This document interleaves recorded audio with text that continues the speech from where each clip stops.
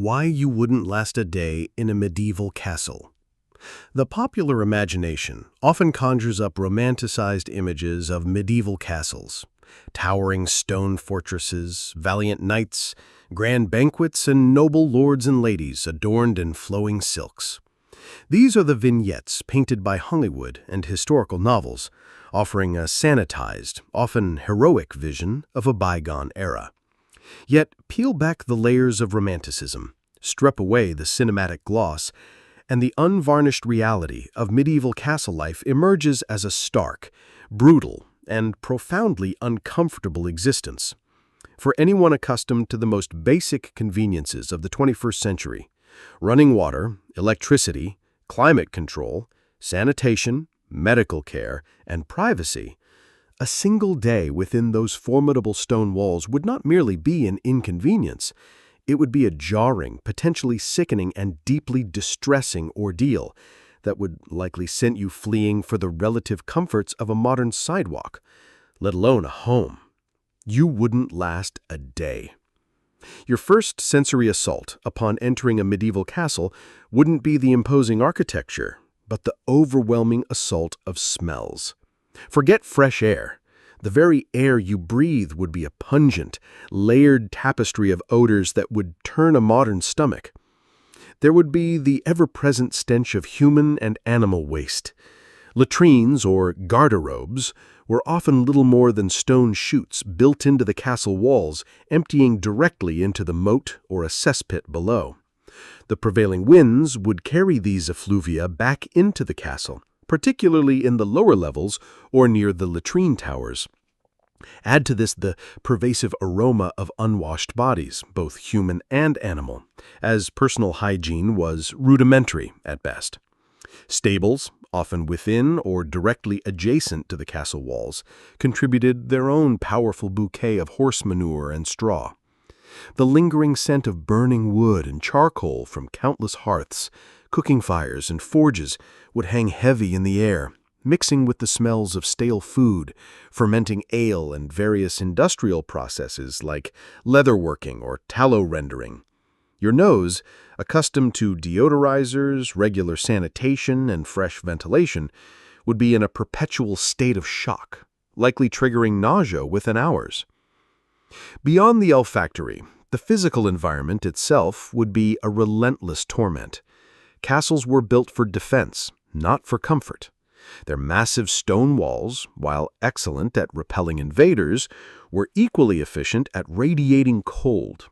Even on a balmy summer day, the interior of a castle would retain a damp, pervasive chill, a constant clammy presence that seeped into your bones. In winter, it would become a true icebox. Imagine waking up to frost clinging to the inside of your chamber walls, your breath pluming in the frigid air. Fireplaces, though often enormous, were remarkably inefficient at heating large stone rooms, and much of the heat, along with vast amounts of smoke, would escape through narrow openings or cling to the ceilings.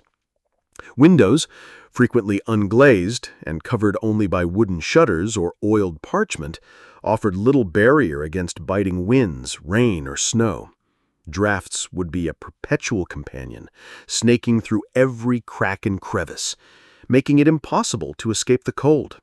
You'd be perpetually shivering, your muscles tensed against the chill, your skin raw from the dry, smoky air. Food and drink would present a dual challenge: monotony and risk. Your diet would be a stark departure from the varied, readily available fare of today. For most castle inhabitants, meals revolved around staples like coarse bread, often made from various grains and sometimes gritty from millstones, thick pottage, a gruel-like stew of vegetables, pulses, and perhaps a small amount of meat if you were lucky. Fresh fruits and vegetables were rare and certainly not available year-round, leading to widespread nutritional deficiencies. Meat, a luxury for most, would likely be cured or salted. Without refrigeration, food preservation was rudimentary. Salting, smoking, pickling, and drying. This meant a distinct lack of fresh ingredients and a constant risk of spoilage. You'd be perpetually wary of your next meal, knowing that food poisoning was a common and often fatal ailment in an era devoid of modern antibiotics. As for drink, potable water was a constant gamble. Wells and rivers were often contaminated by human and animal waste. To avoid illness, ale, cider, or weak wine were the preferred beverages, as the brewing process involving boiling helped to kill pathogens. Yet, even these could be of poor quality, and their constant consumption would lead to a dull, almost perpetual state of mild inebriation for many, along with the risks of impurities. The most intimate and pervasive discomfort would stem from the lack of personal hygiene and the omnipresence of parasites. Daily hot showers are a modern marvel. In a medieval castle, bathing was a rare, arduous affair, involving hauling large quantities of water, heating it, and typically sharing large, often quickly dirtied wooden tubs.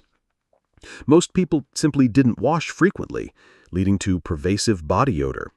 Hair washing was equally infrequent, creating ideal breeding grounds for head lice. Regardless of your social standing, you would be sharing your personal space, and indeed your very body, with an unwelcome array of companions: fleas, lice, and bedbugs. These tiny creatures thrived in the straw mattresses, rough woolen clothing, and the general lack of sanitation.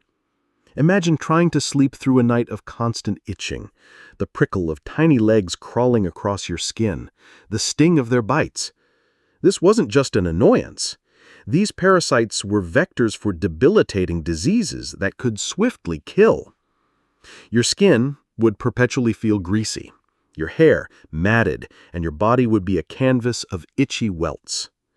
Finally, the social and psychological landscape would be utterly alien and draining.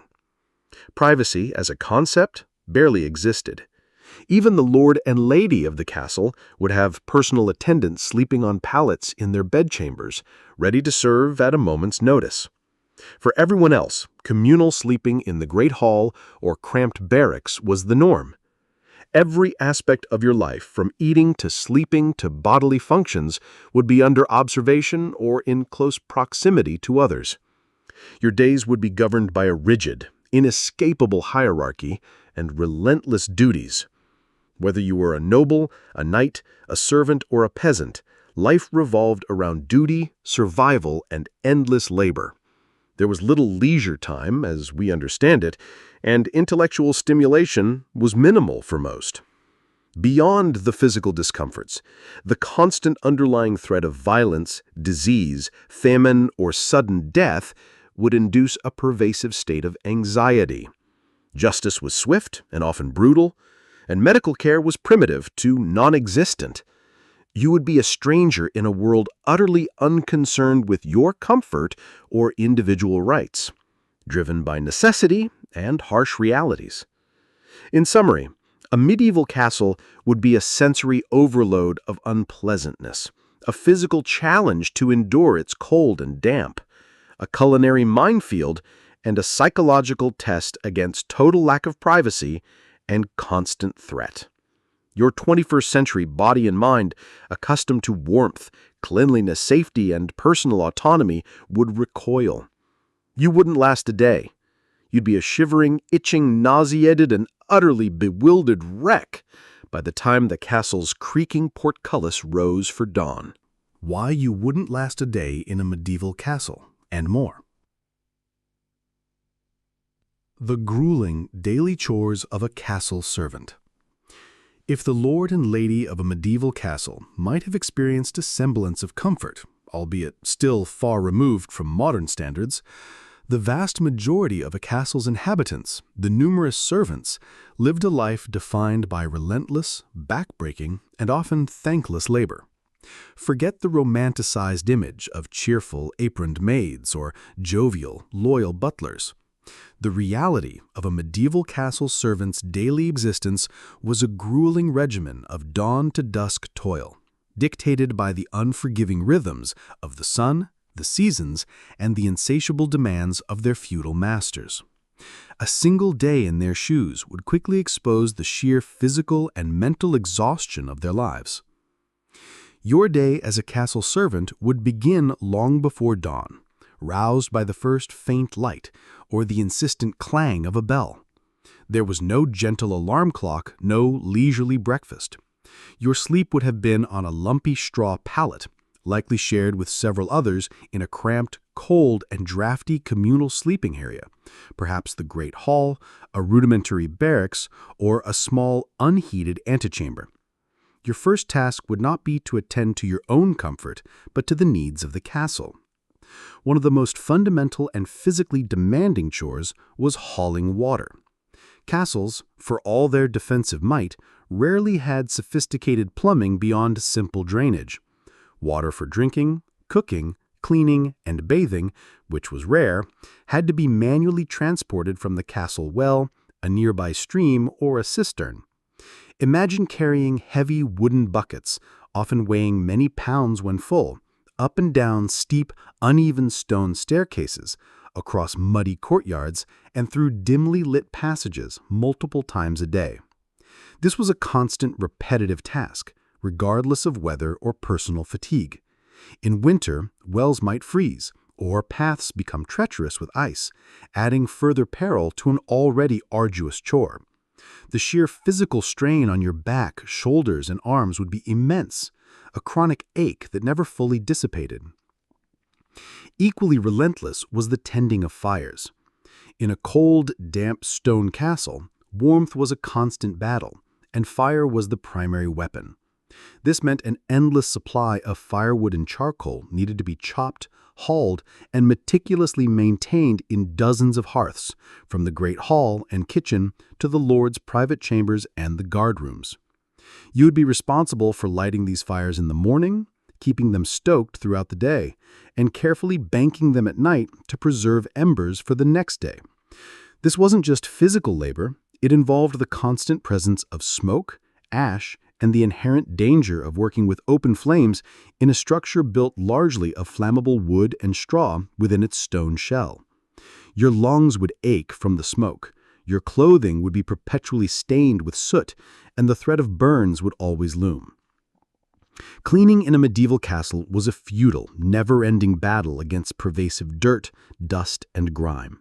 There was no vacuum cleaner, no disinfectant spray, and certainly no concept of sterility.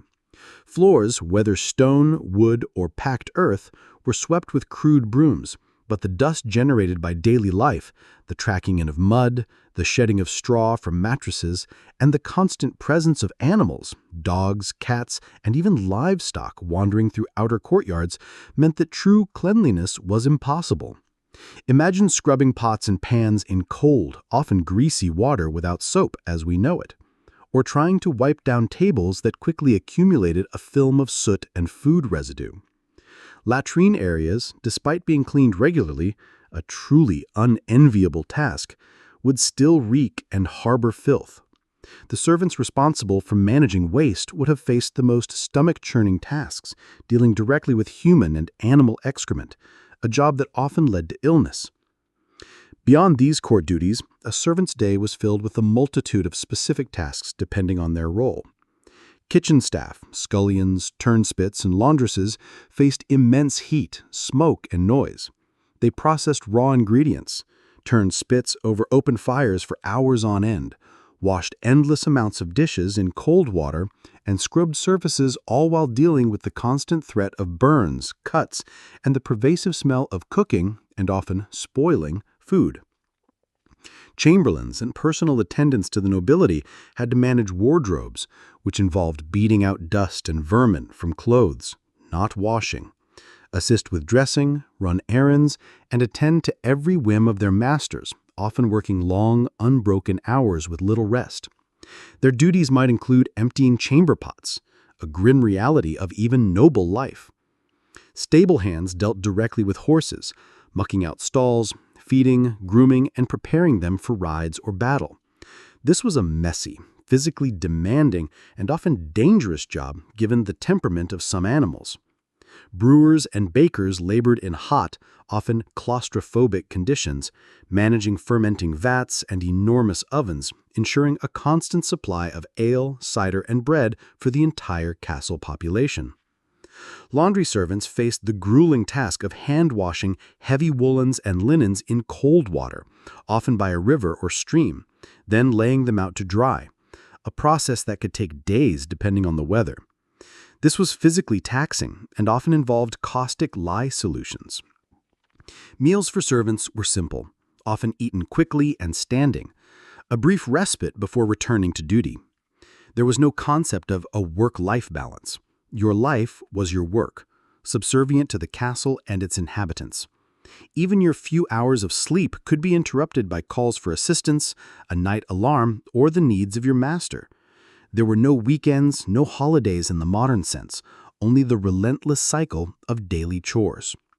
And moreover, the life of a servant was defined by lack of autonomy and social vulnerability. You were at the mercy of your employers. Disobedience or inefficiency could lead to harsh punishment, reduced rations, or even dismissal, which for many meant starvation or becoming a beggar. There was little opportunity for advancement or education. Your identity was intrinsically tied to your role, and your labor was a perpetual sacrifice to the upkeep and defense of the castle and the lifestyle of its elite.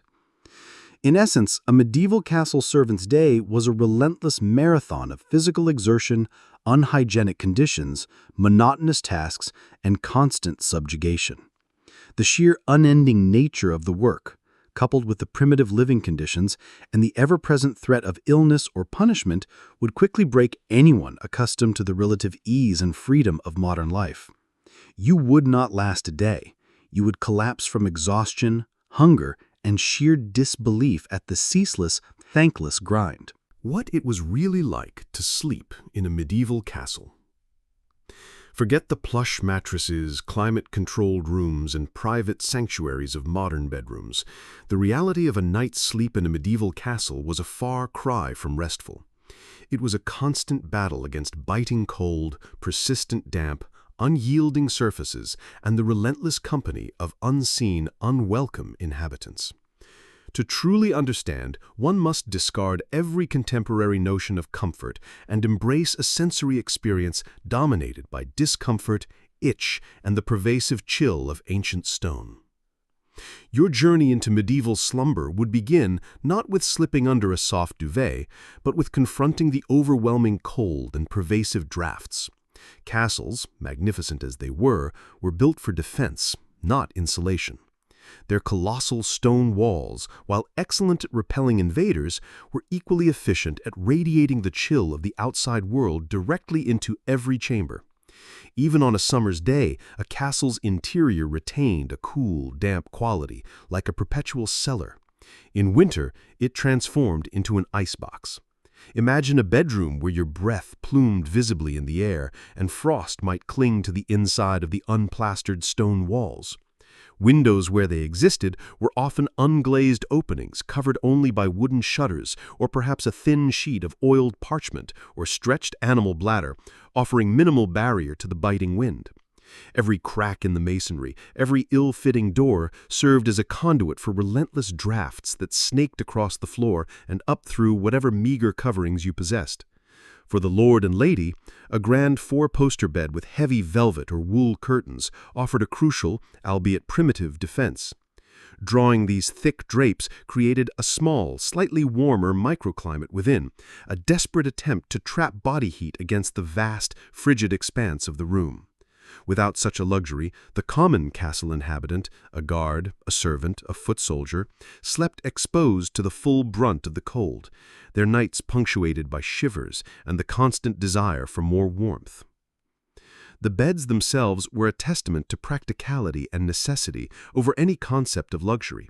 For the vast majority, a bed was often little more than a straw mattress or a pallet laid directly on the hard stone or packed earth floor. These mattresses were rudimentary sacks, typically made of coarse linen or canvas, stuffed with dried straw, rushes, or sometimes even leaves. While cheap and readily available, they offered scant cushioning. Picture the constant rustling and crunching with every toss and turn, the brittle stalks poking through the fabric, creating an uneven, lumpy, and unyielding surface that quickly molded to uncomfortable hollows. Over time, the straw would compact, decompose, and become a haven for vermin and dampness. Such a bed provided no ergonomic support. Waking with aching backs, stiff necks, and numb limbs was a daily reality. Even for the castle's nobility, true comfort was a relative term. Their mattresses might be stuffed with feathers or down, providing a softer experience. These would often rest on a wooden frame strung with ropes or leather straps, which acted as a rudimentary spring system. The familiar phrase, "sleep tight, don't let the bedbugs bite," directly references these ropes, which needed to be tightened regularly to prevent the mattress from sagging excessively. Despite the feather stuffing, these beds lacked the contouring support and plushness of modern mattresses, meaning even the lord could wake with aches. Perhaps the most universally shared nocturnal torment was the incessant companionship of parasites. Fleas, lice, and bedbugs were not an occasional nuisance, they were a constant, unavoidable fact of medieval life. They thrived in the close quarters, the general lack of personal hygiene, and the very structure of the bedding itself. Straw mattresses were ideal breeding grounds. Imagine trying to drift off to sleep only to be roused by the distinct prickle and itch of tiny creatures crawling across your skin, their bites leaving angry raised welts that demanded to be scratched. The constant irritation would make deep, uninterrupted sleep a rare and cherished luxury. It wasn't just discomfort. These parasites were active vectors for debilitating and often fatal diseases, contributing significantly to the rampant illnesses that plagued medieval populations. While some efforts were made to deter them, such as placing aromatic herbs like lavender, sweet woodruff, or pennyroyal within bedding, their effectiveness was limited against the sheer scale of the infestations. Changing and airing out straw mattresses was a chore, but truly eradicating an infestation required a level of cleanliness and pest control unknown to the age. Privacy was a luxury almost entirely absent in a medieval castle. Even the lord and lady would typically have personal attendants, such as pages or squires, sleeping on simple pallets on the floor of their bedchamber, ready to assist at any moment. For everyone else, communal sleeping was the absolute norm. Soldiers might share crowded barracks. Servants would bed down in the great hall or a shared antechamber, often a dozen or more individuals, side by side. Imagine the cacophony: snoring, coughing, restless turning, whispered conversations, and the various sounds of bodily functions in a world without dedicated, private facilities. This lack of personal space meant constant sensory input from your fellow sleepers, making deep restorative sleep even harder to achieve. Beyond the immediate bed and its inhabitants, the pervasive smells of the castle would follow you to your sleep. Even with a drawn bed curtain, the air quality would be poor. The lingering odors of the day's cooking, the distinct smell of unwashed bodies, the pervasive stench from the garderobes, and the ever-present smoke from the hearths would combine into a heavy, unmoving atmosphere. Fires, while providing some warmth, also filled the rooms with soot and particulate matter, irritating eyes and lungs, and often leading to coughing fits. There was no concept of ventilation beyond opening a window, which would only exacerbate the cold and drafts. Finally, the very unpredictability and insecurity of medieval life would plague your slumber. There was no guarantee of safety. The castle, for all its strength, was a fortress in a dangerous world. The distant sounds of a barking dog, the shuffling footsteps of a patrolling guard, the creaking of timbers in the night, or a sudden alarm bell could instantly jolt you from any fleeting peace. The constant threat of attack, fire, or the rapid spread of illness meant that true, deep relaxation, free from worry, would be an exceptional luxury. Your sleep would be shallow, punctuated by disturbances, and rarely truly restorative. In essence, sleeping in a medieval castle was not a retreat into comfort, but an endurance test. The unrelenting cold, the unyielding surfaces, the biting parasites, the lack of privacy, and the array of unpleasant smells would make every night a struggle. For anyone accustomed to the warmth, cleanliness, and security of a modern bedroom, a single night in a medieval castle would be an utterly miserable, unforgettable ordeal, rendering you exhausted and broken by the first faint light of dawn. The medieval castle latrine, a smelly truth. Among the many uncomfortable realities of medieval castle life, few concepts are as starkly different from our modern existence as sanitation, or, more accurately, the severe lack thereof. At the heart of this discomfort, both physical and olfactory, lay the castle latrine. Far from the clean, porcelain conveniences of today, the medieval toilet was a crude, often malodorous, and fundamentally unhygienic necessity that played a significant role in the daily struggles and health challenges of castle inhabitants. Understanding the medieval latrine is to truly grasp one of the most pervasive, invisible hardships of living within those grand stone walls. The most common form of a medieval castle toilet was the garderobe, sometimes spelled garderobe or gardrobe. The name itself offers a peculiar insight, deriving from French words meaning to guard the robes. This suggests that a secondary, perhaps even primary function, was to act as a rudimentary closet where the ammonia fumes from the human waste below were thought to repel fleas and other vermin from clothing hung there. This dual purpose immediately hints at the medieval mind's practical, if unappetizing, approach to waste management. Architecturally, a garderobe was a simple affair, a small, often unlit or dimly lit chamber built into the thickness of a castle wall. Inside, a stone bench with a keyhole-shaped opening was the seat. Below this opening, a vertical shaft or chute descended through the wall, designed to carry human waste away. Where did it go? The most common destinations were directly into the moat surrounding the castle, into a specially dug cesspit at the base of the wall, or, less commonly, directly onto the steep slope of the castle mound, allowing it to eventually wash away or accumulate. The immediate, inescapable problem with this design was smell. Gravity might pull the waste down, but it couldn't contain the accompanying effluvia. The chutes often acted like chimneys in reverse, drawing foul odors from the accumulating waste below directly up into the garderobe chamber and, crucially, into any adjacent living quarters. On warm days, the stench would be overwhelming. Imagine a perpetual, inescapable miasma of raw sewage hanging in the air, particularly near the latrine towers or in the lower parts of the castle. This was not a fleeting odor. It was a constant, pervasive presence that medieval inhabitants simply had to endure, often masking it with strong perfumes, herbs, or by simply becoming desensitized to it. Beyond the smell, garderobes were a breeding ground for filth and disease. Despite the vertical chute, waste often splattered, clung to the stone walls of the shaft, and built up in the receiving cesspit or moat. There was no flushing mechanism beyond perhaps an occasional bucket of water poured down, a rare and laborious act. This created a perpetually damp, warm, and nutrient-rich environment, ideal for bacteria, fungi, and critically, vermin. Flies, drawn to the waste, would swarm, carrying pathogens from the cesspit directly into the castle's kitchens and living areas. Rats, attracted to the refuse, would infest the lower parts of the castle, acting as vectors for diseases like the bubonic plague. The very act of using a garderobe thus carried a significant risk of exposure to pathogens that could cause dysentery, typhus, and a host of other debilitating and often fatal illnesses. Cleaning a garderobe was an unenviable task, often falling to the lowest-ranking servants. It involved periodically emptying the cesspits, a truly disgusting and dangerous job. Imagine descending into a dark, reeking pit, shovel in hand, to remove years of accumulated human waste.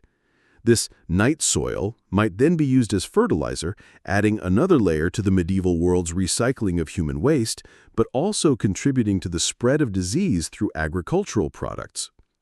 The stone chutes themselves were rarely, if ever, properly cleaned or disinfected, remaining perpetually coated in a layer of grime and bacteria. The lack of privacy associated with garderobes also contrasts sharply with modern expectations. While a garderobe offered more privacy than simply relieving oneself outside, it was often a communal experience in a broader sense.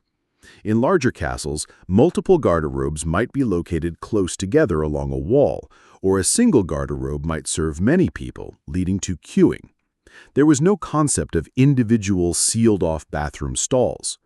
Furthermore, the small enclosed nature of the chamber, combined with the draftiness from the open chute, made them unpleasant in cold weather and potentially alarming in the dark.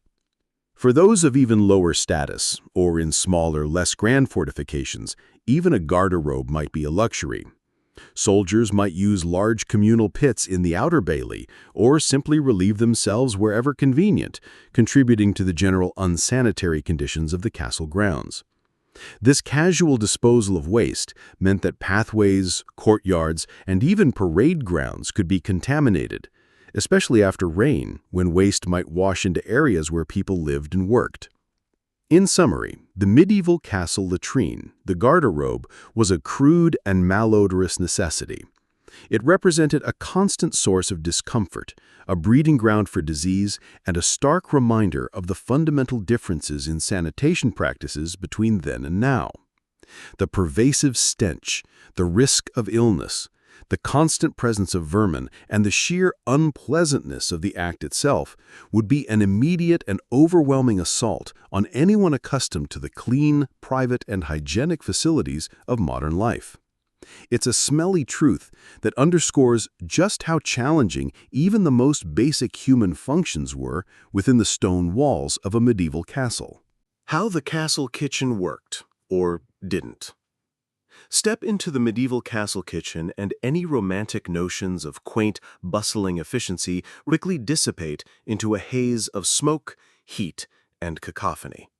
Far from the pristine, meticulously organized culinary spaces of today, the castle kitchen was a chaotic, often dangerous, and perpetually grimy hub that operated on brute force, limited technology, and an unyielding demand for food for hundreds of mouths.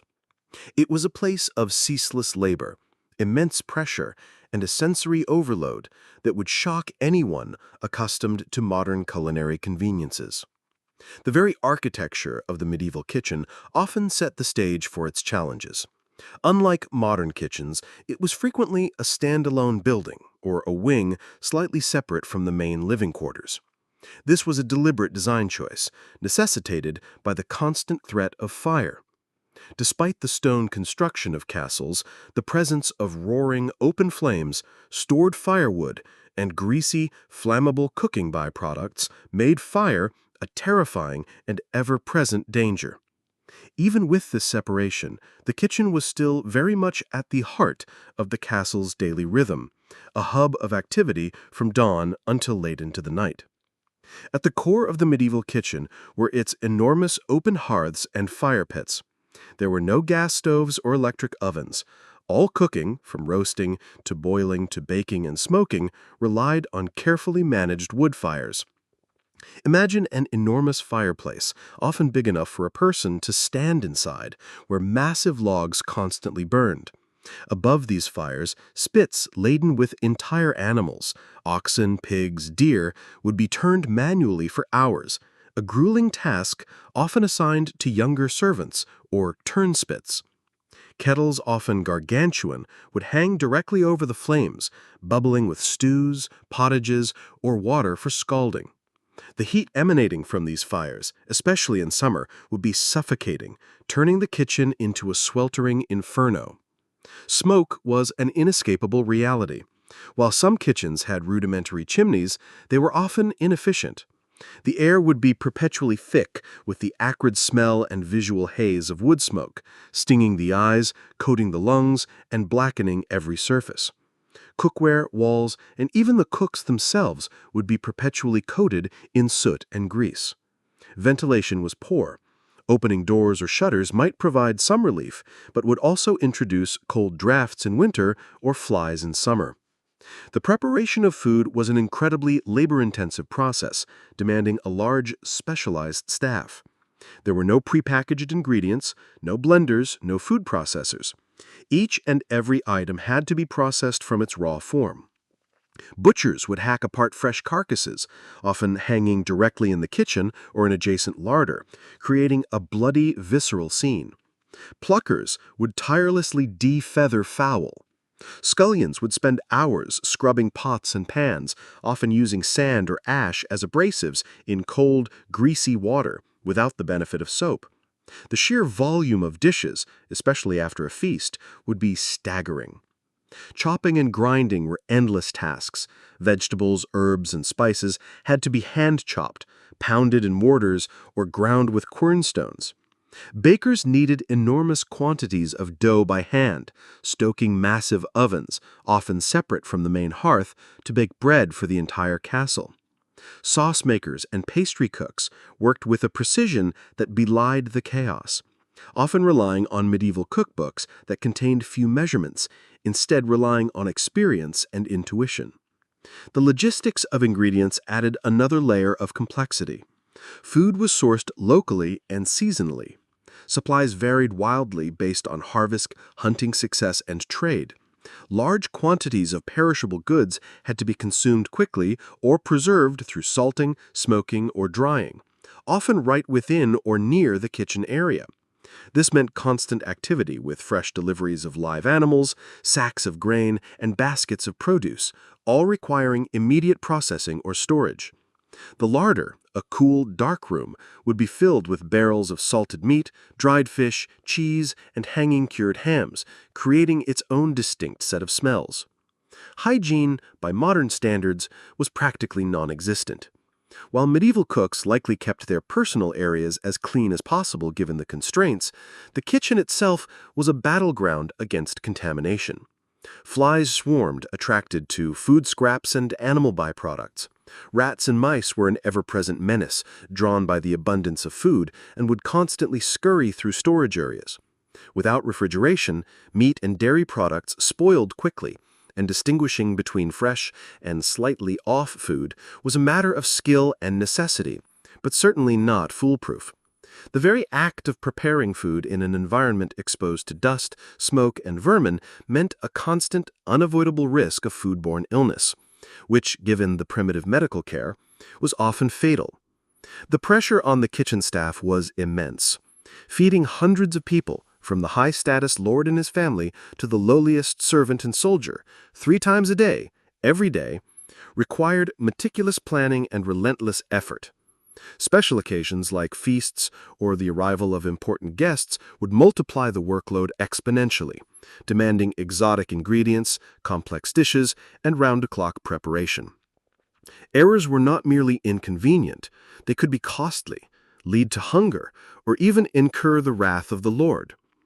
In essence, the medieval castle kitchen was a raw, visceral, and demanding environment. It was hot, smoky, noisy, and perpetually on the edge of chaos. The sheer physical labor, the constant presence of fire and sharp implements, the unyielding demand for food, and the battle against spoilage and filth would make it an utterly overwhelming experience for anyone accustomed to the sterile, convenient, and controlled environments of modern kitchens. You wouldn't last the day. The heat, the smoke, the relentless work, and the pervasive grime would quickly drive you out. Medieval castle defenses, more than just walls and moats. When one pictures a medieval castle, the mind immediately conjures images of towering stone walls, formidable battlements, and perhaps a deep, dark moat. These iconic features were indeed the bedrock of a castle's defense, visual declarations of impenetrable strength. However, the true efficacy of a medieval castle's defensive system extended far beyond these static architectural elements. It was a complex, multi-layered strategy involving ingenious design, constant vigilance, psychological warfare, and a deep understanding of both siegecraft and the human element. To truly appreciate a castle's defensive prowess is to understand that its strength lay not just in its stone, but in its holistic and often brutal integration of physical barriers, active measures, and the preparedness of its inhabitants. The physical architecture was, of course, paramount. Walls, or curtain walls. These were not just single barriers, but often comprised multiple layers. The outer curtain wall, frequently punctuated by towers, would be the first line of defense. Its sheer height and thickness, often 10 to 20 feet thick at the base, made it incredibly difficult to breach with early siege engines. The battlements, or crenellations, provided cover for defenders, allowing them to fire arrows or drop projectiles on attackers while remaining relatively protected. Towers, strategically placed at corners and along the curtain walls, provided flanking fire, meaning defenders could shoot arrows at attackers assaulting the wall from multiple angles, preventing them from finding safe spots. Larger gatehouse towers were often the most heavily fortified points. Moats. A wet moat filled with water served multiple purposes. It made it difficult for attackers to bring siege towers or battering rams close to the walls, forcing them to build causeways under fire. It also acted as a psychological barrier and helped to prevent tunneling or sapping beneath the walls. Dry moats, or ditches, were equally effective at creating an obstacle, often studded with sharpened stakes. Gatehouses. These were complex defensive nightmares for an attacker. They weren't just simple doorways, but often multi-story fortresses in themselves, incorporating a series of deadly features. Portcullises, heavy, iron-shod wooden grills that could be rapidly dropped to block an entrance. There were often 2 or more in succession. Murder holes, or meurtières, openings in the ceiling above the entrance passage through which defenders could drop stones, boiling water, hot sand, or quicklime onto attackers trapped below. Arrow slits, or loopholes, designed to allow archers to fire outwards while offering minimal target to attackers. Barbicans, outermost defensive works, often freestanding towers or walls designed to control the approach to the main gate, forcing attackers into a vulnerable path. Beyond these static defenses, active defensive measures were crucial. Projectiles. Archers and crossbowmen were positioned on battlements and in towers, raining down arrows and bolts. Trebuchets, or ballistas, large crossbows within the castle, could hurl heavy stones at enemy siege engines or formations. Boiling liquids or hot sand, while boiling oil is largely a myth, too precious to waste. Hot water, quicklime, or even just heavy stones dropped from battlements or murder holes were devastatingly effective. Hot sand poured down on attackers could scald and blind them through gaps in their armor. Counter-sapping? Defenders were acutely aware of the threat of tunneling. Listeners would be stationed in underground passages or tunnels to detect enemy sappers, and countermines would be dug to intercept and collapse enemy tunnels. Manning the walls. A castle's defense was only as good as its garrison. Knights, men-at-arms, and even trained commoners would be constantly drilled in defensive tactics, their positions assigned and their readiness maintained. Psychological warfare also played a significant, if less tangible, role. The sheer size and impenetrability of a castle could demoralize an attacking army before the first arrow was fired. The sight of a well-manned wall, with banners flying and a disciplined garrison, often led to sieges being abandoned or negotiated.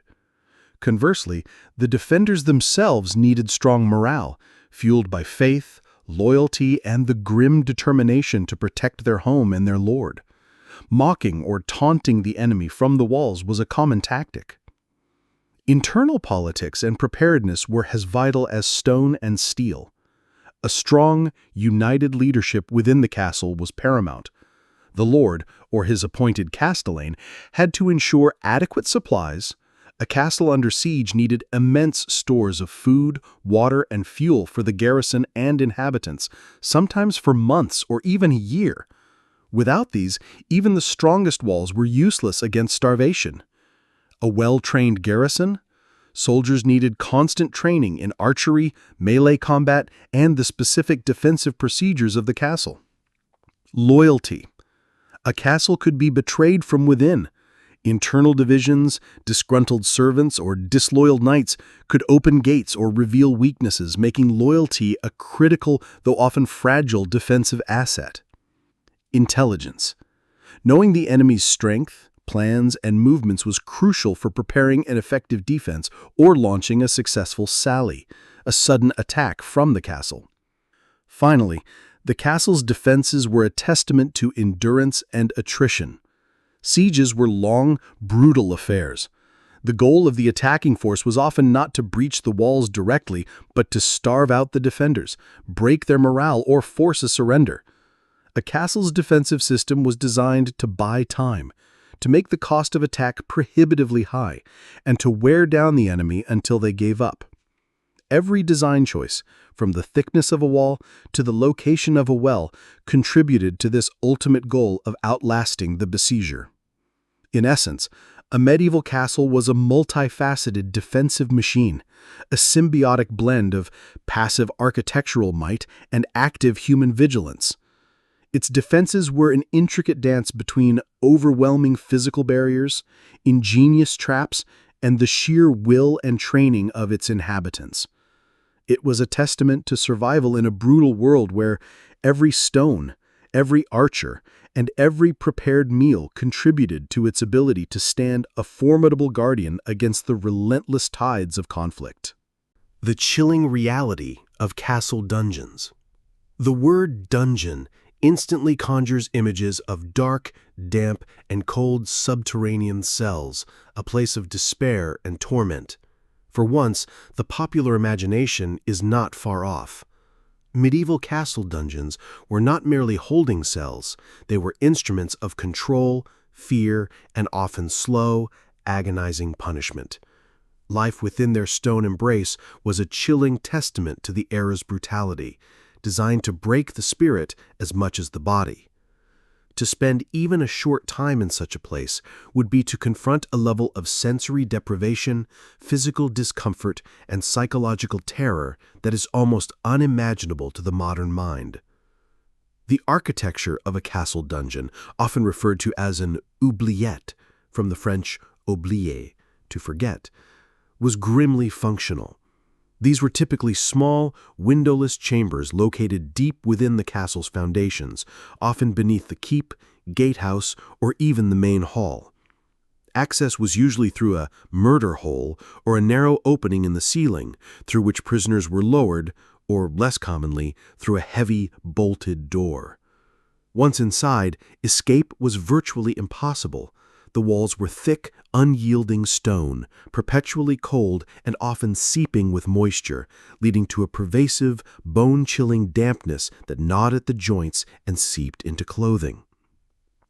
Light was a luxury denied. Most dungeons were pitch black, relying only on a sliver of light from the access hole when opened, or perhaps a flickering, smoky torch held by a guard. This profound darkness contributed significantly to the psychological torment, disorienting prisoners and stripping them of any sense of time. The lack of natural light made it impossible to distinguish day from night, blurring the boundaries of reality and plunging the captive into a world of endless, oppressive gloom. The only sounds might be the drip of water, the scuttling of unseen creatures, or the distant echoes of life above, serving only to highlight the prisoner's isolation. The air quality in a medieval dungeon would be suffocating. With no ventilation other than the access point, the air would be stagnant, heavy with the smell of mold, stale food, and most potently, human waste. Sanitation, already rudimentary in the rest of the castle, was non-existent in the dungeon. Prisoners were left to relieve themselves in the corner of their cell or into a crude bucket that was rarely emptied. This created a putrid, sickening atmosphere, attracting swarms of flies and making every breath a noxious experience. The combination of dampness and poor ventilation also made the dungeon a fertile breeding ground for mildew and disease, ensuring that sickness was a constant companion to the captive. Physical conditions within the dungeon were designed for maximum discomfort and degradation. Beds were non-existent. Prisoners slept directly on the cold, hard stone floor, often without even straw for bedding, or perhaps a meager, lice-infested handful. The constant dampness would quickly lead to chills, rheumatism, and a pervasive ache in the bones. Space was often minimal, forcing prisoners to remain hunched or cramped, further contributing to physical pain and atrophy. Restraints, such as chains, manacles, or leg irons, were common, limiting movement and adding to the agony. These restraints could be fixed to the wall or floor, forcing the prisoner to an awkward, painful position for extended periods. The diet of a dungeon prisoner was meager and designed for bare subsistence, not sustenance. Often it would consist of stale bread and tainted water, delivered infrequently and without ceremony. This deliberate deprivation of proper nourishment led to rapid weight loss, weakness, and vulnerability to disease. The combination of malnutrition, poor hygiene, and constant dampness would quickly lead to scurvy, dysentery, fevers, and various skin afflictions. Medical attention, if any, was rudimentary and rare, often reserved only for prisoners of high ransom value. For the common captive, illness in the dungeon was a slow death sentence. Beyond the physical torment, the psychological impact of dungeon life was perhaps the most chilling. The isolation was profound. Stripped of human contact, light, and any sense of time, a prisoner's sanity would slowly erode. The constant darkness fostered hallucinations and paranoia. The sheer boredom and monotony could drive a person mad. The knowledge of their complete powerlessness, entirely at the mercy of their captors, would be a crushing burden.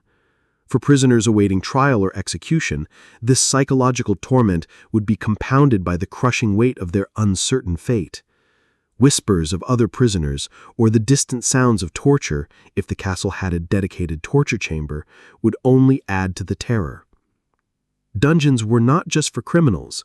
They also housed political prisoners, rivals, or those awaiting ransom.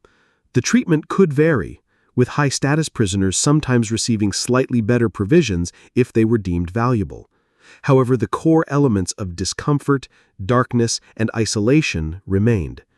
The chilling reality was that for many, the dungeon was a place where they were literally forgotten, left to waste away until death claimed them. To endure a day, let alone weeks, months, or years in a medieval castle dungeon would be an unimaginable ordeal. The cold, the stench, the darkness, the isolation, the hunger, and the constant battle against illness and despair would strip away every vestige of a person's physical and mental well-being. It was a place designed not just to hold, but to punish, degrade, and ultimately to consume those unlucky enough to be cast into its depths. What did medieval nobles actually eat? When Hollywood depicts medieval feasts, it often paints a picture of lavish tables groaning under the weight of roasted suckling pigs, towering pies, and endless goblets of wine, all consumed with reckless abandon by boisterous lords and ladies. While moments of such opulence certainly occurred, they were far from the daily norm. The reality of a medieval noble's diet was a complex interplay of status, seasonal availability, preservation techniques, and religious observance, leading to a culinary experience that, while more abundant than that of a peasant, was still largely monotonous, often overprocessed, and prone to the whims of harvest and hunt. A modern palate, accustomed to global cuisine and year-round fresh produce, would find it surprisingly restrictive, heavy, and at times unsettling. For the medieval noble, meat was king, a clear symbol of wealth and status. The amount and type of meat consumed directly correlated with one's position in society. While peasants might dream of a scrawny chicken, the noble household would regularly consume a wide variety of meats: beef, pork, mutton, venison, deer, wild boar, rabbits, and a vast array of fowl, including swans, peacocks, herons, cranes, geese, ducks, and various game birds. These meats would be roasted on spits over open fires, boiled into stews, or baked into enormous pies. Fish, particularly freshwater varieties, was also common, especially on fast days mandated by the church. More on this later. However, the methods of preparation were often simple, focused on preservation rather than nuanced flavor profiles, and seasoning, while present, was largely limited by what was available through trade. The staple carbohydrate for nobility, as for all classes, was bread. However, unlike the coarse, dark, and often gritty bread of the peasantry, nobles consumed finer, whiter bread made from sifted wheat flour. This manchet bread was a symbol of their elevated status, as the processing of flour was laborious and expensive. Beyond bread, pottage, a thick, hearty stew of vegetables, grains, and meat or fish, was a daily fixture, served to all members of the household, though the noble version would contain more meat and finer ingredients. Vegetables and fruits played a crucial but seasonal role. Unlike today's supermarkets offering produce from around the globe, medieval nobility ate what was locally grown and in season. Cabbages, onions, leeks, turnips, parsnips, and peas were common. Apples, pears, plums, and berries were enjoyed when ripe. However, outside of their harvest seasons, fresh produce was scarce. Preservation methods included drying, pickling, and salting, but these altered flavor and texture significantly. This seasonal dependency meant that winter diets, even for nobles, were far less varied, relying heavily on preserved meats, dried grains, and root vegetables that could be stored. Nutritional deficiencies, particularly those related to fresh vitamin C, scurvy, were a constant threat, even for the well-fed. Dairy products were also integral. Milk, butter, and cheese, often hard and aged for preservation, were consumed regularly. Eggs were a common and versatile protein source, particularly when fresh meat was scarce or on fast days. Spices, imported from the East, were a luxury item and a clear indicator of wealth. Pepper, cloves, nutmeg, cinnamon, and ginger were highly prized, not just for flavor, but for their perceived medicinal properties, and for masking the taste of meat that might be slightly past its prime, though this was more a secondary benefit than a primary intent, as medieval palates were accustomed to such nuances. The use of these exotic spices in lavish quantities was a display of status. Drink was as important as food. Water, often unpurified and prone to contamination, was rarely consumed on its own. Instead, nobles drank ale and wine.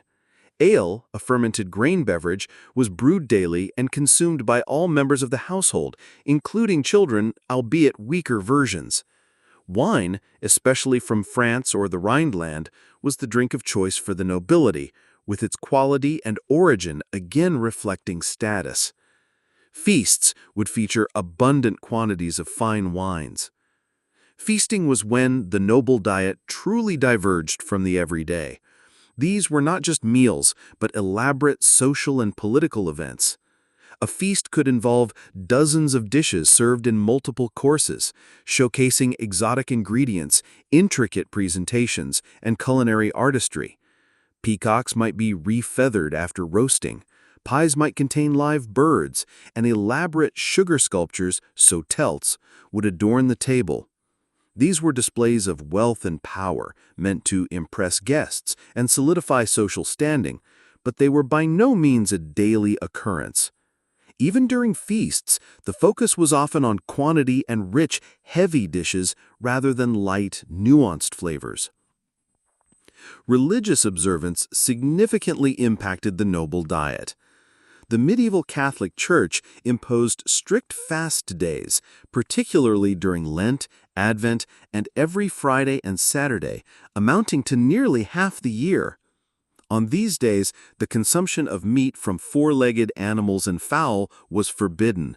Instead, fish, fresh and salted, eggs, dairy products, and vegetables became the primary sources of sustenance. This added another layer of dietary restriction and forced innovation in the kitchen, despite the noble's otherwise privileged position. In essence, a medieval noble's diet, while superior to that of a commoner, was still largely heavy, seasonal, and often lacked the fresh variety we expect today.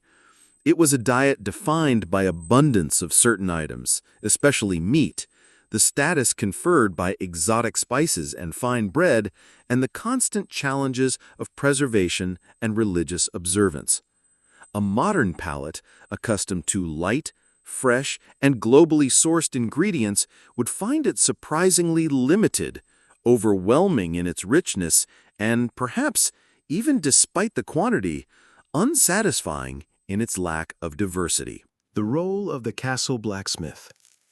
Beyond the gleaming armor of knights and the clanging of swords in battle, there stood a figure whose ceaseless labor was utterly indispensable to the very functioning and defense of a medieval castle, the blacksmith.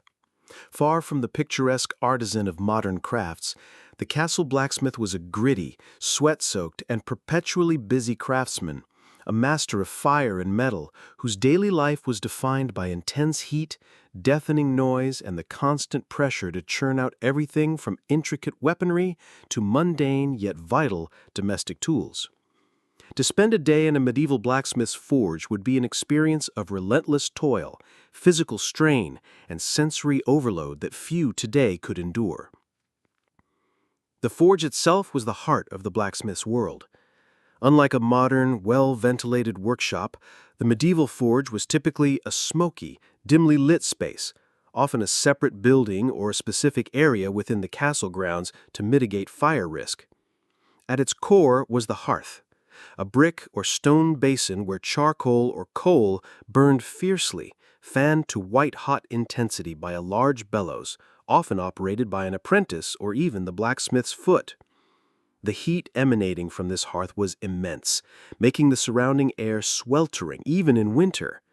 Dust from the fuel, sparks from the metal, and the pervasive smell of burning coal and hot iron would fill the air, coating everything and everyone in a fine, dark grime. The tools of the trade were simple yet powerful. A heavy anvil as the primary workbench, various hammers of different weights and sizes, tongs to manipulate hot metal, chisels, punches, and files. But it was the skill and endurance of the blacksmith that truly brought these tools to life. This was not a job for the faint of heart or the physically weak. A blacksmith's day began early and ended late, dictated by the needs of the castle. Their duties were incredibly diverse, falling into several critical categories. Weaponry. This was often the most prestigious and demanding aspect of their work. Knights, men-at-arms, and the castle garrison relied on the blacksmith for their very lives. Swords needed to be forged, sharpened, and repaired.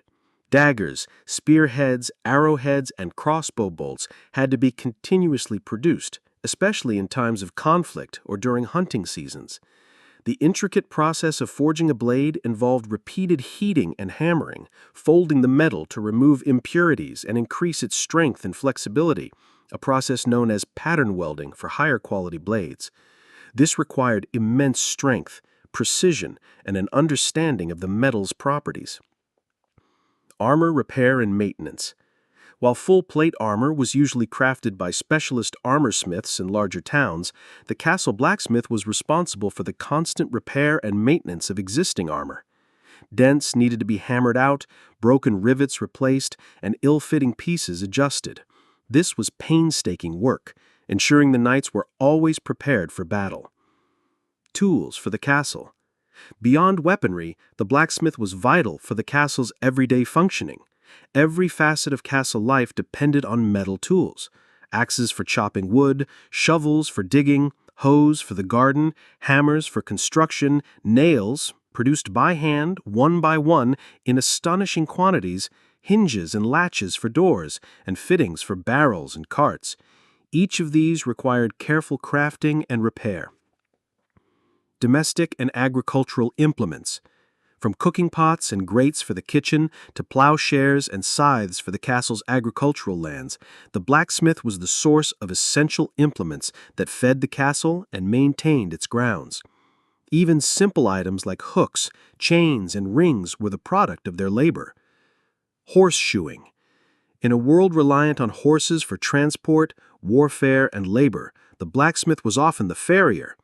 This involved preparing horses' hooves and expertly fitting custom-made iron shoes, a skilled job that directly impacted the mobility and effectiveness of the castle's cavalry. The physical toll of this work was immense. Imagine wielding a heavy hammer for hours on end, striking hot metal with precise, powerful blows. The sheer force required, the repetitive motions, and the constant exposure to extreme heat would lead to chronic fatigue, muscle strain, and a host of ailments. The intense heat from the forge combined with the physical exertion meant constant sweating and the risk of dehydration. Burns were an ever-present danger, as were eye injuries from flying sparks or metal fragments. The constant deafening clang of hammer on anvil would contribute to hearing loss, a common affliction among blacksmiths. Moreover, the blacksmith worked under constant pressure. Their output directly impacted the castle's readiness for war, its ability to feed itself, and its general maintenance. There was no off-season. Weapons were always needed, tools broke, and horses lost shoes. The demand was ceaseless, and the castle relied entirely on their skill and endurance. A good blacksmith was highly valued, but their value was earned through sweat, grime, and unremitting effort. In essence, the medieval castle blacksmith was not just a craftsman. They were a vital, tireless engine of the castle's survival and power. Their forge was a microcosm of medieval industry, hot, noisy, dangerous, and utterly indispensable. To spend a day in their shoes would be to experience an overwhelming symphony of heat, noise, and physical exhaustion, a testament to the sheer gritty labor required to sustain life in a medieval fortress. You wouldn't last a day. The relentless hammering, the searing heat, and the pervasive grime would quickly break even the hardiest modern individual. The medieval castle chapel, faith amid hardship. Amidst the cold stone, the pervasive smells, the relentless duties, and the constant underlying threats of a medieval castle, there stood a space that offered a profound counterpoint to the brutal realities of daily life: the chapel. Far from being a mere architectural afterthought, the castle chapel and the religious practices it facilitated formed the spiritual heart of the fortress. It was a place where faith provided solace, hope, and structure in a world defined by hardship, uncertainty, and sudden death. To understand life in a medieval castle, one must grasp the omnipresent and deeply ingrained role of Christian belief, a bedrock that shaped every aspect of existence, from daily rituals to the very justification of power. For the inhabitants of a medieval castle, religion was not a choice or a Sunday-only affair. It was the framework of their entire lives. The Christian worldview, as interpreted by the Roman Catholic Church, dictated the rhythm of the day, the week, and the year. Time itself was often measured by church bells, matins at dawn, lauds, prime, terce, sext, none, vespers, and compline marking the hours of prayer, a constant reminder of divine presence. The chapel, whether a grand consecrated edifice within the castle walls or a humble small room set aside for worship, was where this spiritual life manifested. The chaplain or resident priest was a key figure within the castle community, responsible not just for conducting services, but for the spiritual well-being of the entire household. Their duties extended beyond the altar, to include hearing confessions, offering counsel, providing last rites, and often rudimentary education. They were the spiritual guardians, ensuring the castle remained in God's good graces. Daily life for many in the castle would begin with morning prayers in the chapel. For the lord and lady, attendance at Mass was a solemn daily obligation, often seated in privileged positions near the altar. For the household, participation might vary, but all were expected to observe the major feast days and holy seasons. Even soldiers and servants, when not on critical duty, would likely be encouraged or required to attend services, finding a fleeting respite from their toil within the sacred space.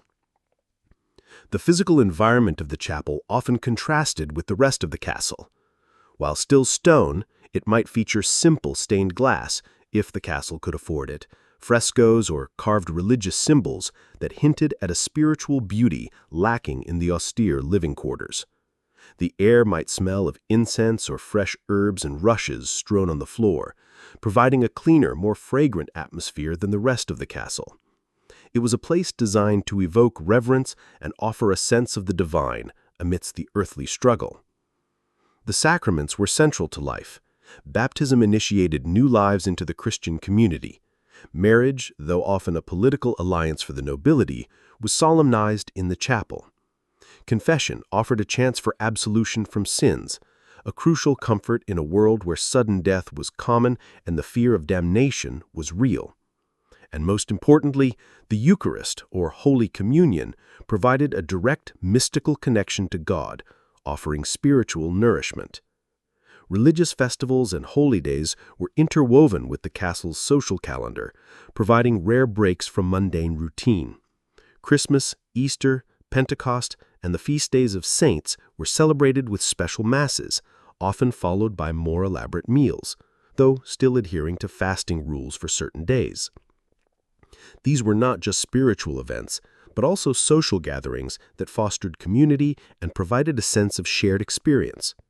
However, even these celebrations were rooted in religious observance, reinforcing the Church's omnipresent influence. Death was a constant companion in medieval life, whether from illness, childbirth, accident, or warfare. The castle chapel was often the site of burials for the lord and his family, their tombs becoming a permanent part of the sacred space. Funerals and memorial services were vital, offering a communal expression of grief and a plea for the souls of the departed.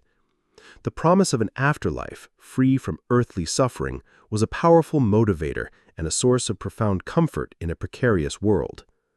Furthermore, religious belief permeated the very justification of power. The Lord's authority was often seen as divinely sanctioned, a God-given right to rule and protect. Knights were expected to be pious, their martial skills serving God and Christendom. Oaths sworn on holy relics or in the chapel were considered inviolable, binding individuals to loyalty and service. The chapel thus reinforced the social order and the moral code by which the castle society operated.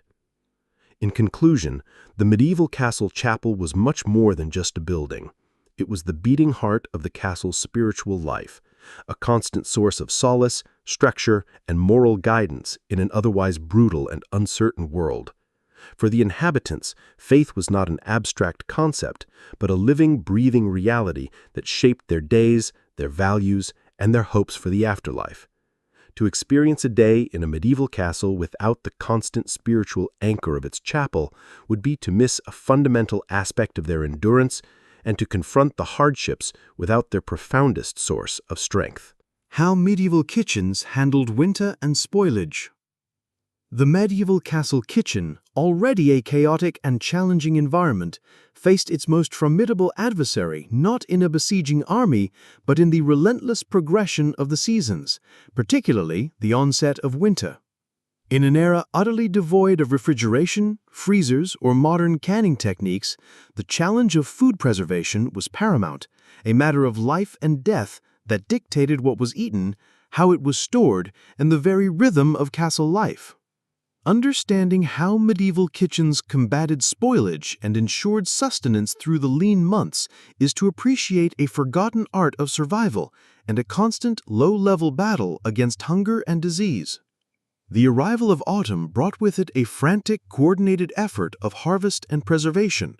This was the season of abundance, when fields yielded their grains, gardens gave up their last vegetables, and forests provided their bounty. The castle kitchen staff, along with much of the castle's labor force, would shift their focus almost entirely to preparing and storing food for the long, barren winter.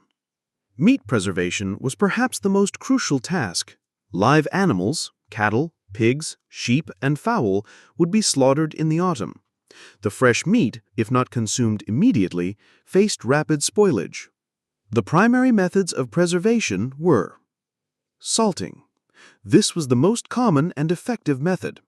Meat would be rubbed generously with salt, a valuable commodity in itself, which drew out moisture and inhibited bacterial growth. It was then packed tightly into barrels or large earthenware pots, often submerged in brine, salt water. This resulted in very tough, extremely salty meat that required extensive soaking before cooking to make it palatable. This process fundamentally altered the flavor and texture of the meat. Smoking. Meat and fish could also be smoked over slow-burning fires. The smoke acted as an antibacterial agent and further dried the food. Smokehouses, or designated areas within the castle, sometimes even unused garderobes, though not more common for food meant for consumption, would be filled with hanging hams, bacon, and fish. Drying. For smaller cuts of meat or fish, simple air drying in cool, airy conditions was used, creating jerky-like products. The stored meat, often in the form of hams, sides of bacon, or salted barrels, would be kept in larders or cellars, cool, dark, and relatively dry spaces designed to minimize spoilage. Grain storage was equally vital.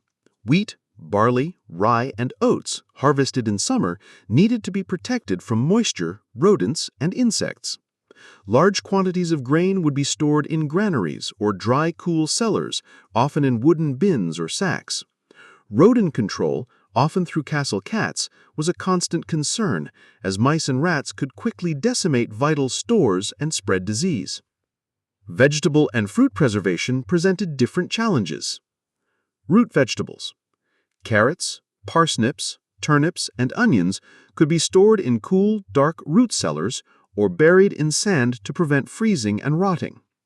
Cabbages might be hung by their roots to extend their freshness. Drying.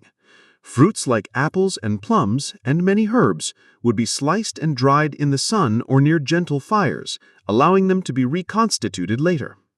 Pickling. Some vegetables could be preserved in vinegar or brine, although this was less common than salting for large quantities. Dairy products had a shorter shelf life. Milk was consumed fresh or quickly turned into butter or cheese. Butter could be salted for longer preservation. Cheeses, depending on their type, could be aged for months or even years, becoming a crucial source of protein and fat through the winter. Eggs were often consumed quickly, although some might be preserved in lime water or ash. Beyond these specific methods, kitchen management played a crucial role in preventing waste and spoilage on a daily basis. Nose-to-tail usage. Every part of a slaughtered animal was used. Blood for puddings, offal for pies, bones for broth and stock. Nothing was wasted, born of necessity rather than modern culinary philosophy. Immediate consumption. Perishable items, especially fresh meat and milk, were consumed immediately or within a day or two of processing. There was little margin for error. Constant vigilance. Cooks and larderers had to constantly monitor stores for signs of spoilage, mold, insects, unpleasant odors. Food found to be compromised might still be used for lower-ranking servants or given to animals, or simply discarded, but the loss was always significant. The rotten line.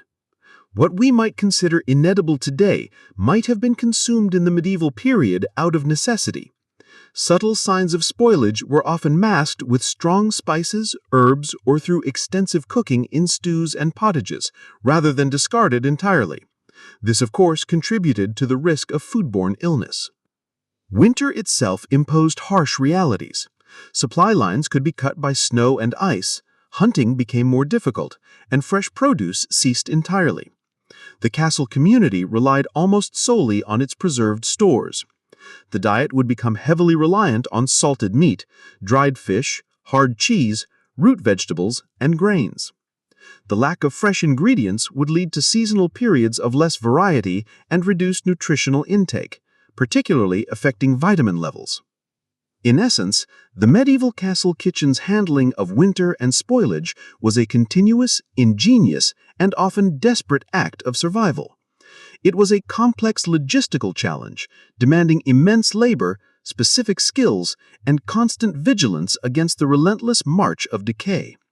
Without the benefit of modern refrigeration or preservation techniques, medieval cooks and larderers employed every available method to stretch the bounty of autumn through the lean months, ensuring the castle's inhabitants were fed, albeit often with a monotonous and heavily processed diet that underscored the fundamental differences in food safety and availability between their world and ours. The grueling work of castle builders and repairers. A medieval castle, in its full grandeur, stands as an enduring testament to human ambition, engineering ingenuity, and, most profoundly, relentless labor. These colossal structures, often taking decades or even a century to complete, were not simply built, they were wrenched from the earth and shaped by the tireless, dangerous, and utterly grueling efforts of thousands of unheralded laborers, craftsmen, and specialists. The work of castle builders and repairers was a perpetual cycle of backbreaking physical exertion, constant peril, and meticulous, painstaking craftsmanship, a reality that would quickly break anyone accustomed to modern construction methods and safety standards. Consider first the sheer scale of the undertaking. A castle, even a modest one, required an incomprehensible quantity of raw materials. Immense blocks of stone, vast amounts of timber for scaffolding, roofs, and interior structures, sand, lime for mortar, and tons of iron for fittings and tools. The procurement and transport of these materials alone was a monumental logistical challenge. Stone, often quarried miles away, had to be painstakingly cut by hand, then hauled by ox cart, sled, or even floated along rivers to the construction site. Imagine the slow, arduous process of moving multi-ton blocks without the aid of heavy machinery, relying solely on human and animal muscle power, ropes, rollers, and primitive wooden cranes. Every single stone in those towering walls represents untold hours of sweat and strain. The labor force was immense and hierarchical. At the top were the master masons, skilled architects and engineers who designed the castle and oversaw its construction. Beneath them were skilled stonecutters, hewers, who shaped the rough quarry stone into precise blocks, lintels, and arches using chisels and mallets. Then came the layers, masons, who carefully positioned and mortared these stones into place. Carpenters shaped timber, blacksmiths forged tools and fittings, and a multitude of specialized craftsmen added their expertise.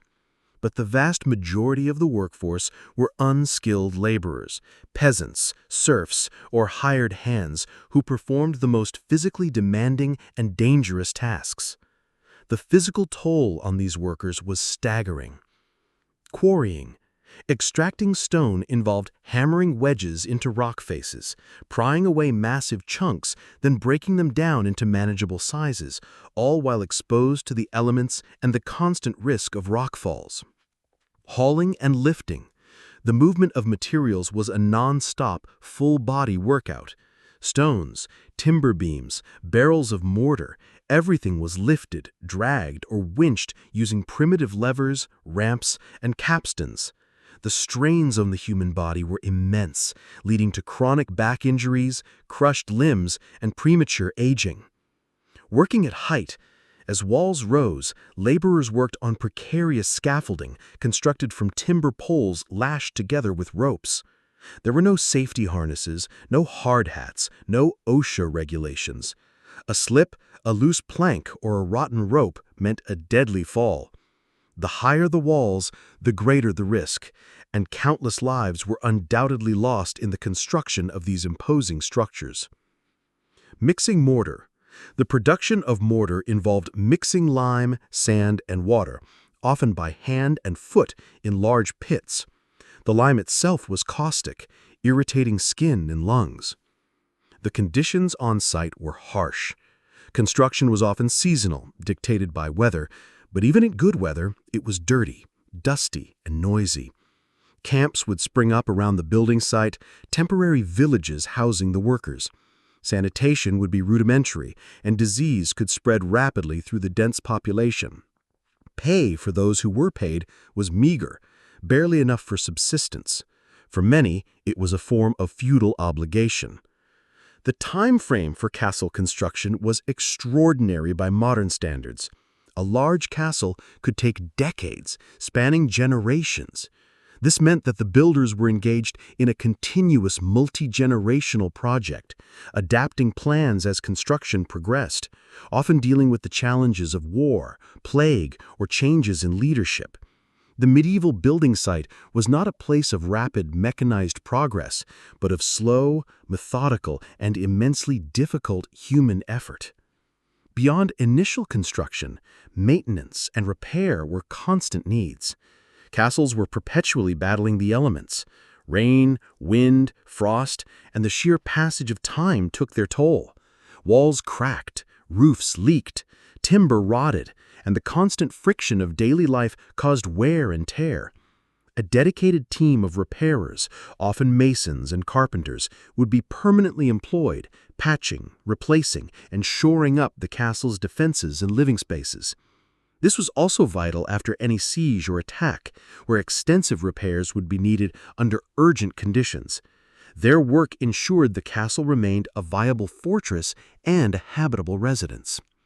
In essence, the medieval castle, far from being a static monument, was a living, breathing entity forged and maintained by the unyielding toil of its builders and repairers.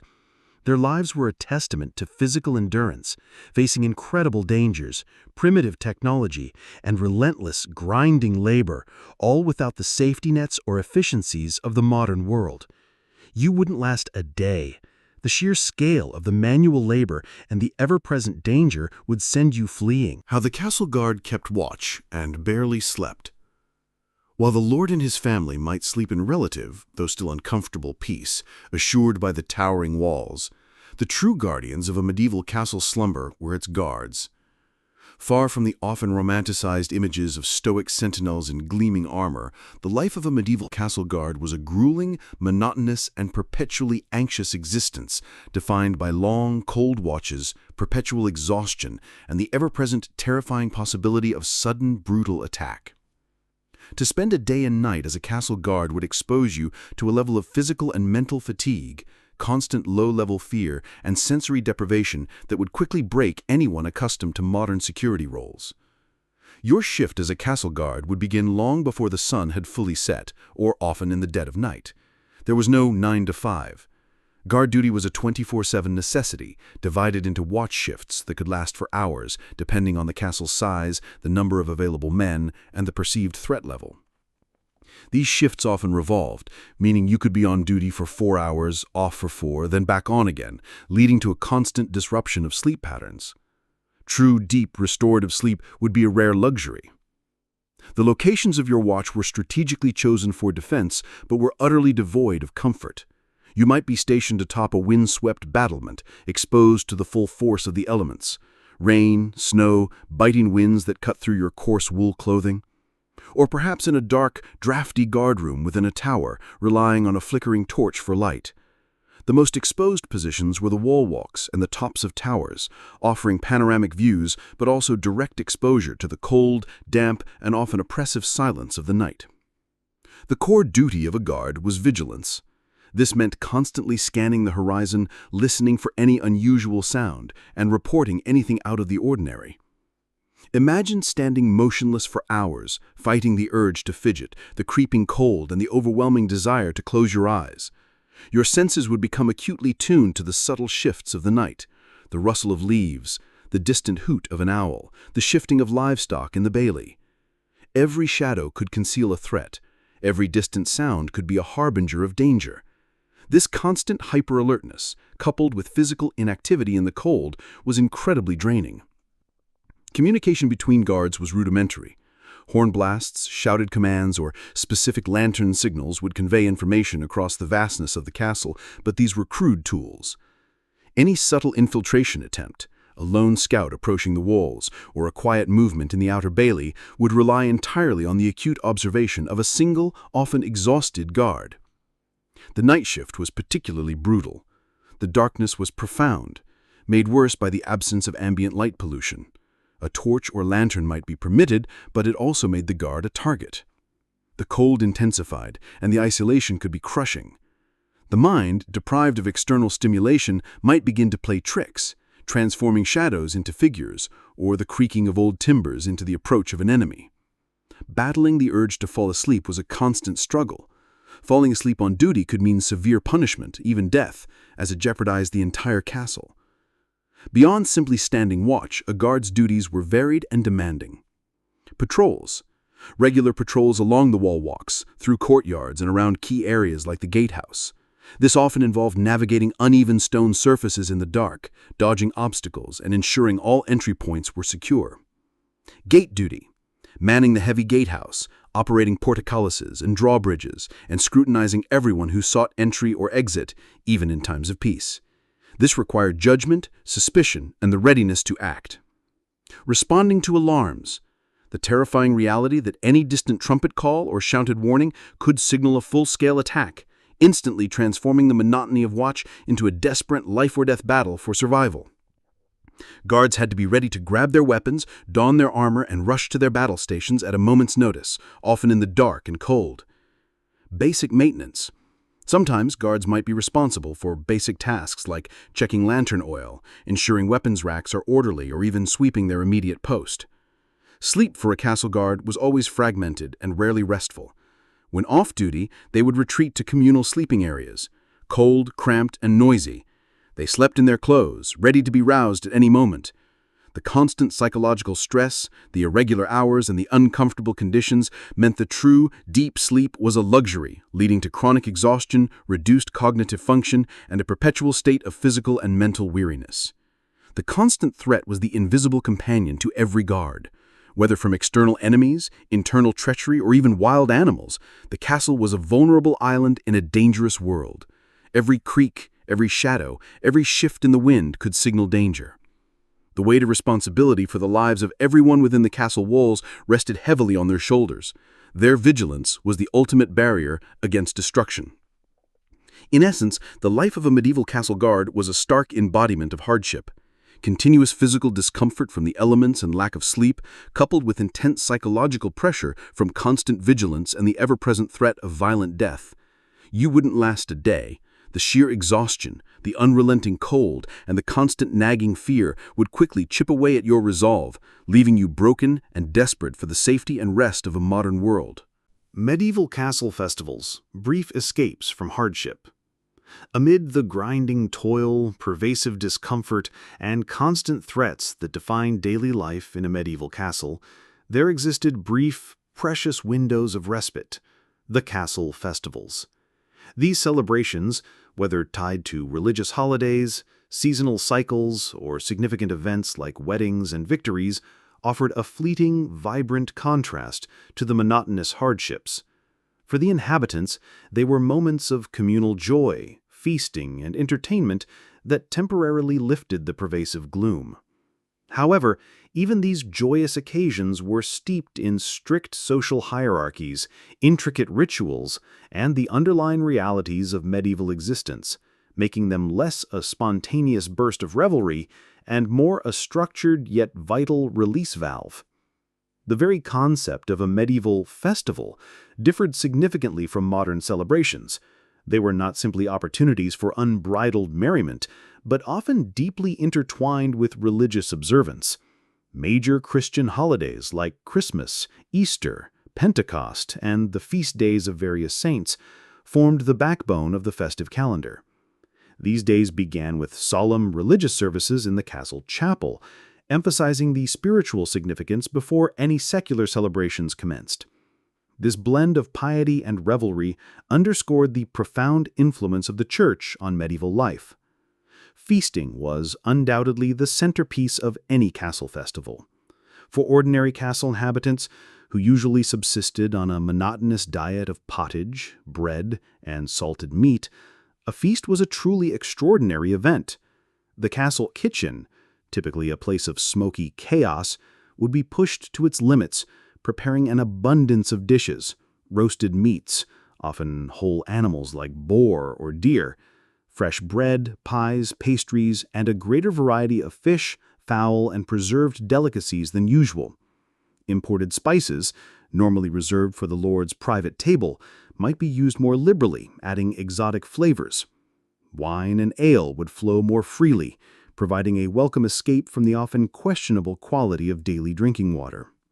The Great Hall, usually a multifunctional space, would be transformed, its walls perhaps adorned with richer tapestries, its tables laden with the finest linens and tableware the castle possessed. However, even during a feast, strict social hierarchies were rigidly observed. The lord and lady, along with their most esteemed guests, would sit at the high table on a raised dais, enjoying the finest cuts of meat and the choicest wines, often served by a retinue of attendants. Below them, arranged by rank and status, would sit the knights, squires, officials, and then the more privileged servants. The lower-ranking servants and soldiers might receive their portions after the higher ranks were served, consuming simpler, less refined versions of the feast. This visual and practical division reinforced the social order, even in moments of collective celebration. Entertainment during festivals was diverse but still reflective of the era's tastes and available resources. Music and minstrelsy. Traveling minstrels, bards, and musicians would often be invited to perform, playing lutes, harps, pipes, and drums. Their songs might recount epic tales of chivalry, romantic ballads, or humorous ditties. Jesters and acrobats, for comedic relief, would perform witty banter, juggling acts, or crude tricks. Traveling acrobats might display impressive feats of agility. Games and tournaments, for the more active, festivals might include various games. Archery contests, wrestling, and other tests of strength were common. For knights, a full-scale tournament or joust, while dangerous, was the ultimate spectacle, a display of martial skill, honor, and pageantry that drew crowds and offered opportunities for glory and reward. These events, though competitive, provided a thrilling diversion. Storytelling and revelry, simple conversation, storytelling around the hearth, and communal singing would also fill the hours, fostering a sense of camaraderie that was often lacking in the daily grind. Dances, often lively and communal, would allow people to physically express joy and release tension. Despite the merriment, the underlying realities of castle life were never far away. The castle guards remained vigilant even during celebrations, as a castle was always a potential target. The sheer amount of work involved in preparing and cleaning up after a major feast meant that many servants' burdens actually increased during a festival, even if they too enjoyed some of the extra food and entertainment. For them, it was often more labor than leisure, a continuation of their grueling duties, just with more demanding culinary output. Moreover, medieval festivals, even at their most joyous, could involve strict rules and rituals. Etiquette, social norms, and the Lord's expectations had to be adhered to. Any transgression, particularly by lower ranks, could lead to swift punishment, a stark reminder of the ever-present power dynamic. The ephemeral nature of the joy was also palpable. These were brief escapes, after which the cold, the chores, and the constant threats would resume with renewed vigor.